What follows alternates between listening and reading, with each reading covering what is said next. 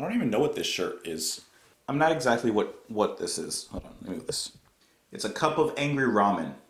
I don't know. That's what it is.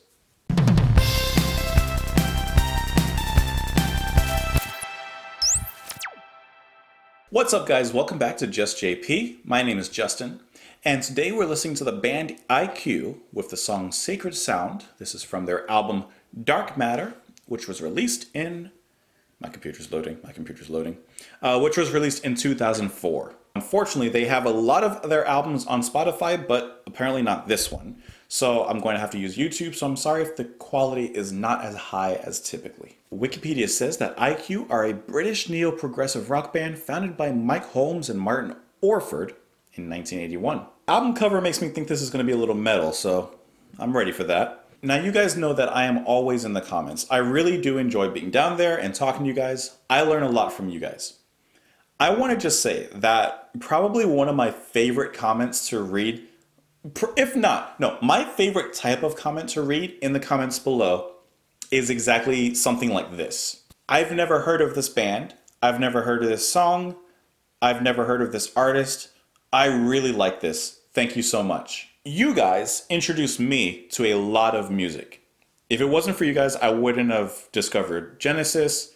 I wouldn't have gotten into The Cure. There's really so many bands that I wouldn't have personally gotten into, at least not like quickly. But I think it's so cool that like through this channel, not through me necessarily, because I don't want to take credit in a sense, but I just think it's so cool that some of you guys are discovering new bands and new music that you're really enjoying. Like you'll listen to the song here, listen to my thoughts, and then you'll just go off and like listen to more of them on your own time. You discuss that band, whichever it may be, with other people who like the band. Like that's the kind of community that that I'm so happy to have. And I'm just really glad that you guys are like taking that and running with it. And I can't offer a big enough thank you for doing that. Anyways, hope you guys are having an awesome night. Let's get into the music though. You can join me on Twitter. You can join me in the comments down below. Please let me know your thoughts on the song. And this is IQ with Sacred Sound.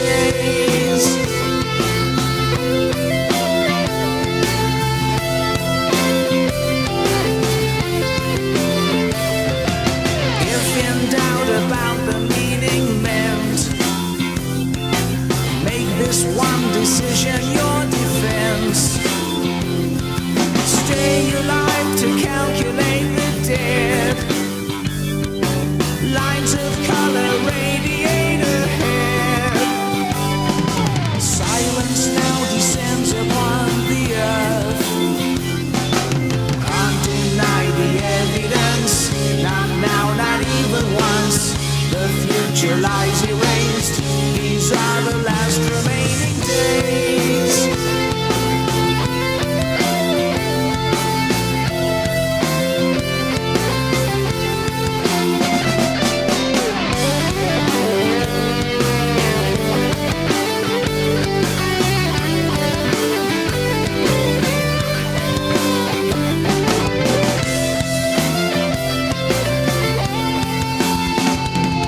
Surface gone from under me, no more security.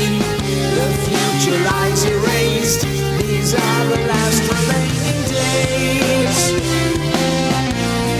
The only thing I'll take while I'm alive and half awake is what I've made. No surrender, sent to fate. The only thing I want is taken out and rained upon, heart beaten down. No surrender to the sacred sound.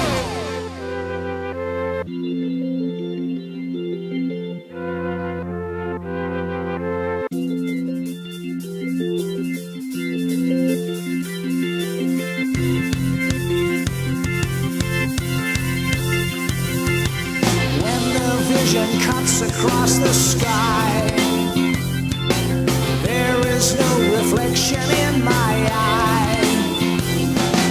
All the undertakers talk the same, saving pressure and appointing blame. States of independence form anew, undeny the evidence. Not now, not even once. The future lies erased. These are the last remaining days.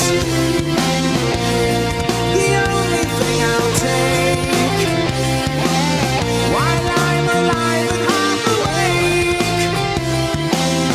is what I've made. No surrender, sent to fate.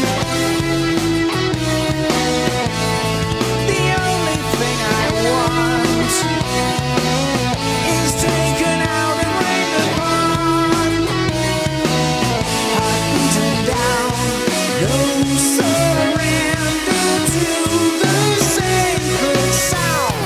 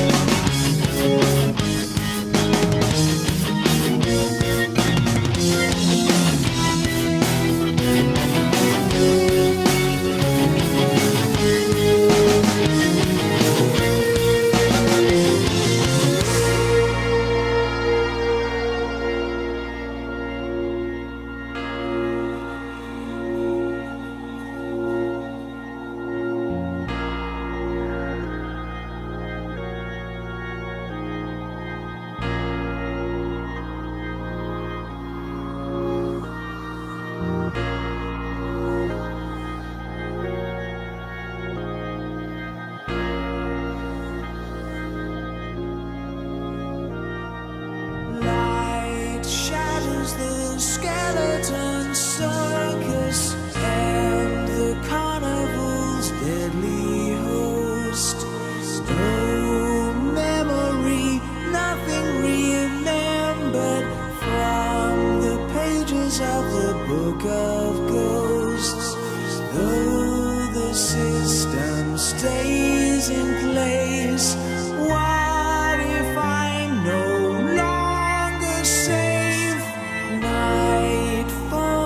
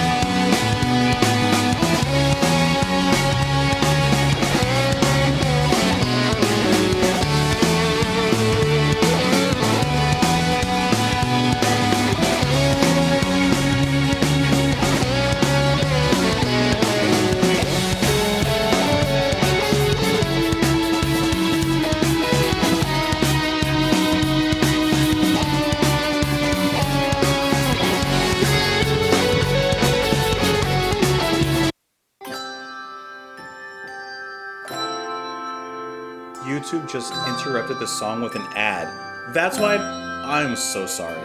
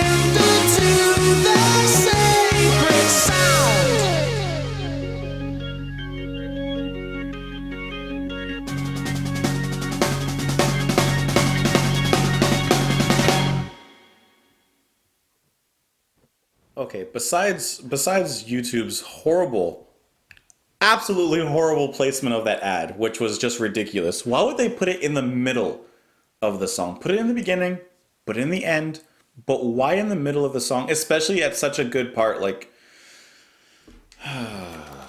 so opening, loved the opening, loved like the grand majesty of like the organ and how like powerful it is. The organ is just a powerful instrument on its own, but I love how it invoked the power of the organ in the beginning. The beginning, like first half of it, after that, I was okay with it. If I'm being honest, I was okay. It was okay, right?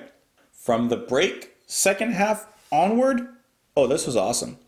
This was awesome. At several points during this song, I found myself thinking, oh boy, I can't wait to talk about how awesome the drummer is.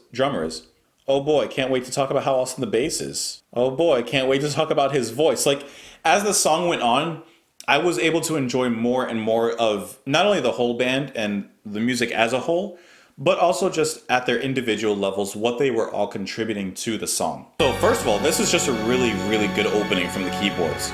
Let me pull up my personnel list real quick. Keyboards, Martin Orford. Love what he does here. Love this opening. It prepares you for something epic, for something grand, for this majesty that's just gonna come and hit you in the face. Funny, right here in the first part of this section, it's funny because, first of all, it reminded me a lot of Dream Theater for some reason. You can hear how all the instruments are very strong. The bass and the drums are very strong in that section. I really love the bass work actually throughout the whole song, and I'll get into a few more moments where I feel it shines, but you get a nice, impactful opening from everybody right there. I wasn't 100% sold on his voice. He has a nice, soft voice, but I felt that it was a little flat. In the break, I felt it was used to a lot greater effect. That's where I really enjoyed his singing, in particular, the lead vocals from Peter Nichols. Falling gathers at my heels. This is good. Lines the contours of the cold parade. All right, side note. Doesn't that part sound like the Police with Don't Stand So Close to Me? His inflection, listen to it. From the pages of the Book of Ghosts. Come on, that's the inflection from the Police. That's Don't Stand So Close to Me. Come on, everyone knows that song. Anyways, but it's in that softer section that I feel like his voice really shines, especially combined with Martin Orford on the keyboards. That soft, solemn moment in the song where everything just drops out and you're just left with that, he absolutely shines there. And I really enjoyed that part. That's where I really liked his voice, in those sections there. And going through all the sound effects, every sound that comes through the keyboard, I feel really adds a nice atmosphere to the song as a whole.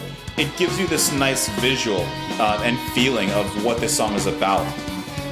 It's slightly mysterious, slightly, yeah, I mean, kind of like the cover art actually. If I'm looking at it, it actually reminds me a little bit of Yes.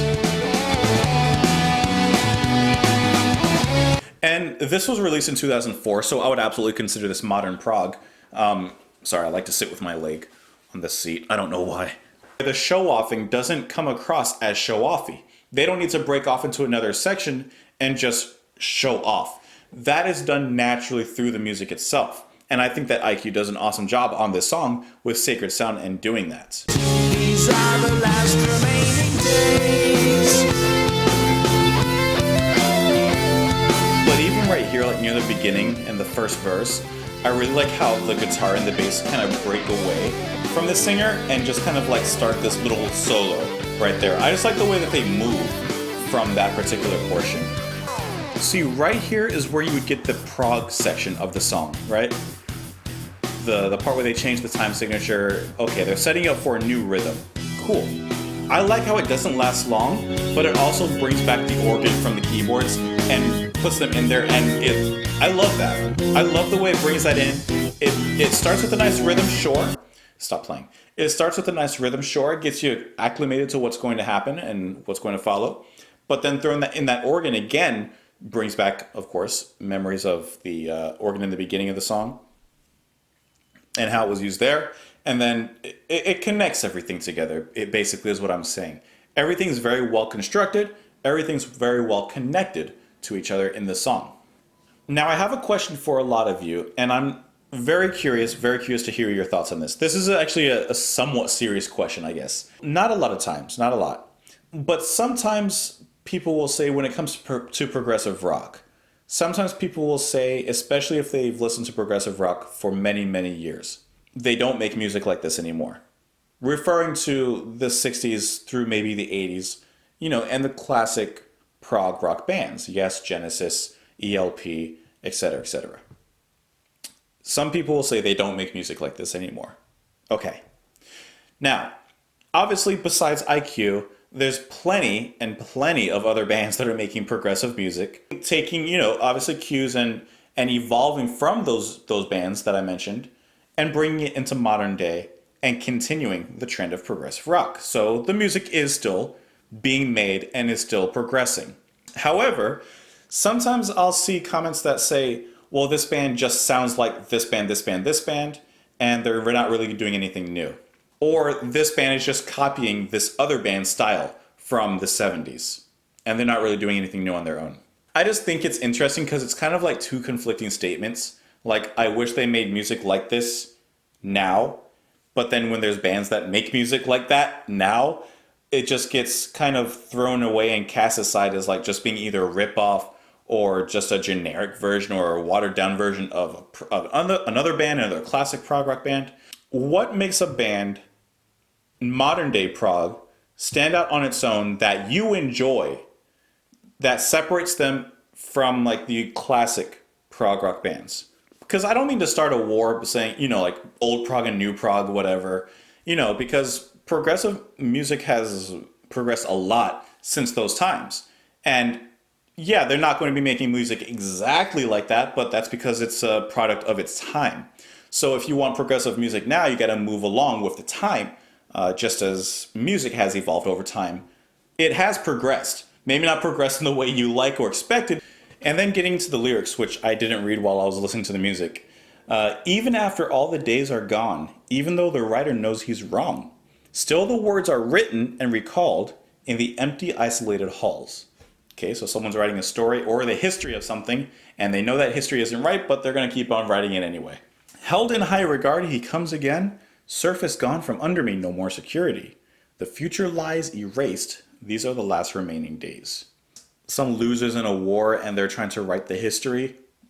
Maybe it's not correct, because they say they can't deny the evidence, not now, not even once.